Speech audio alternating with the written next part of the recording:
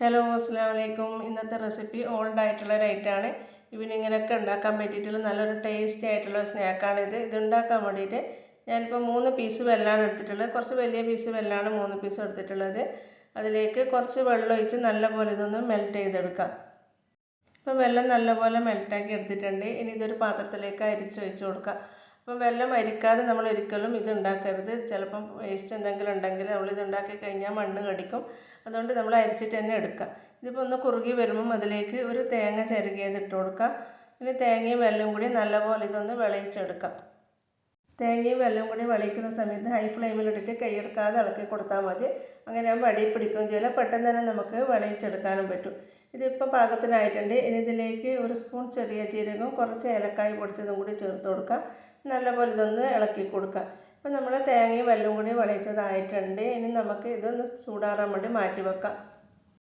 തേങ്ങയും വെല്ലവും ചൂടാറുന്ന സമയം കൊണ്ട് നമുക്ക് ഇതിലേക്കുള്ള മാവ് ഉണ്ടാക്കിയെടുക്കാം. അതിന് വേണ്ടിയിട്ട് ഞാനിപ്പം ഗോതമ്പ് പൊടിയാണ് ഇതിനെടുത്തിട്ടുള്ളത്. ഗോതമ്പ് പൊടിയിലാണ് നമ്മൾ ഈ സ്നാക്ക് ഉണ്ടാക്കിയെടുക്കുന്നത്. അപ്പോൾ കുറച്ച് ഗോതമ്പ് പൊടി അത് നിങ്ങൾക്ക് എത്രയാണോ വേണ്ടത് അതിനനുസരിച്ച് നിങ്ങൾക്ക് ഗോതമ്പും തേങ്ങേൻ്റെയുള്ള അളവ് കൂട്ടി എടുക്കാം. ഇതിലേക്ക് ആവശ്യത്തിനുള്ള ഉപ്പും കൂടി ചേർത്ത് കുറച്ച് വെള്ളം ഒഴിച്ച് ഇതൊന്ന് കുഴച്ചെടുക്കാം.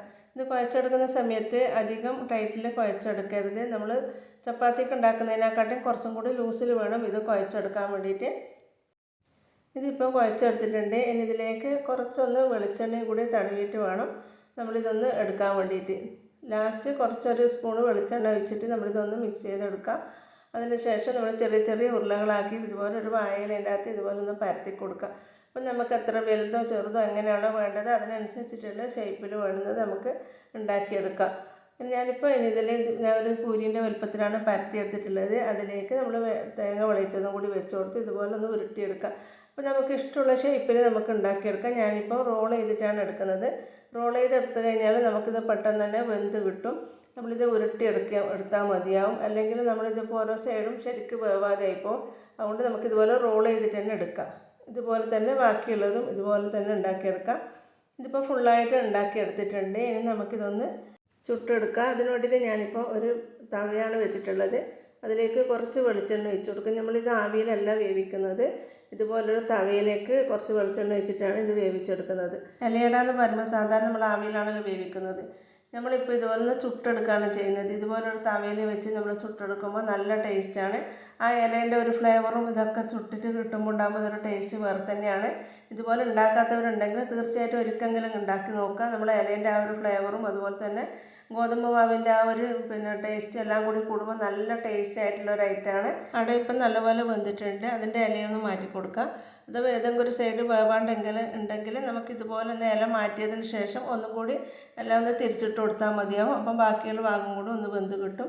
അല്ലെങ്കിൽ തന്നെ വെന്തിട്ടുണ്ടാവും. എന്നാലും ഏതെങ്കിലും ഒരു ഭാഗം ഒന്നും മൊരിയാത്ത ഭാഗം ഉണ്ടെങ്കിൽ ഇതുപോലെ ഒന്ന് മാറ്റിയതിന് ശേഷം ഒന്ന് തവയിൽ വെച്ചിട്ട് ഒന്നും കൂടി ഒന്ന് തിരിച്ച് മറിച്ചിട്ട് കൊടുത്താൽ മതി. അപ്പം ബാക്കിയുള്ള ഭാഗവും വെന്ത് കിട്ടും. ഇപ്പോൾ നമ്മൾ ഇല നല്ലപോലെ വെന്തിട്ടുണ്ട്. നമുക്കിതൊരു പാത്രത്തിലേക്ക് മാറ്റാം. നിങ്ങൾ ആദ്യമായിട്ടാണ് എൻ്റെ ചാനൽ കാണുന്നതെങ്കിൽ സബ്സ്ക്രൈബ് ചെയ്യാത്തവരുണ്ടെങ്കിൽ ഒന്ന് സബ്സ്ക്രൈബ് ചെയ്യുക. നിങ്ങൾക്ക് എൻ്റെ ഈ റെസിപ്പി ഇഷ്ടമായിട്ടുണ്ടെങ്കിൽ ഷെയറിലേക്കും ചെയ്ത് ഒന്ന് സപ്പോർട്ട് ചെയ്യുക. ചൂടോടെ തന്നെ നമുക്ക് അടയൊന്ന് പൊട്ടിച്ച് നോക്കാം. നല്ല സോഫ്റ്റ് ആയിട്ടുള്ള അടയാണ്. ഗോതമ്പ് മാവായതുകൊണ്ട് തന്നെ നല്ല സോഫ്റ്റാണ്. പറ്റുന്നവരൊക്കെ ഒന്ന് ട്രൈ ചെയ്ത് നോക്കാം. നിങ്ങളുടെ അഭിപ്രായം അറിയിക്കുക. ഇൻഷാ അല്ലാഹ് മറ്റൊരു റെസിപ്പിയായി വീണ്ടും കാണാം.